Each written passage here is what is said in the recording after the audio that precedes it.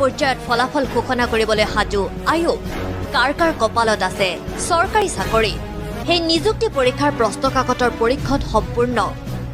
OMR sheet scan কৰি সেবাই বন্ধ কামত আয়োগলৈ ইতিমধ্যে প্ৰেৰণ কৰিছে সেবাই প্ৰেৰণ কৰা ফলাফল পৰীক্ষা কৰি আয়োগে ঘোষণা কৰিব পৰীক্ষাৰ ফলাফল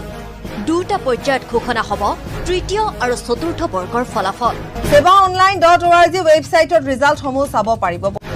এই ২৬,০০০ৰ ভিতৰত কোন কোন থাকিব হেয়া অহা সপ্তাহত নিশ্চিত হ'ব এই নিযুক্তি ফলাফল ঘোষণাৰ পিছতেই ৰাজ্য চৰকাৰে নিযুক্তিৰ বাবে আৰম্ভ কৰিব আন এক নতুন প্ৰক্ৰিয়া এই ঘোষণা মুখ্যমন্ত্ৰী ডক্টৰ হিমন্ত বিশ্ব শৰ্মাৰ साथ ही तीसरी और चतुर्थ वर्ग के करीब 26,000 पदों का नियुक्ति पत्र शुरू हो गया है हमारा यही लक्ष्य है कि अगली 6 महीना के अंदर 1 लाख युवा युवती को सरकारी खंड में हम लोग नौकरी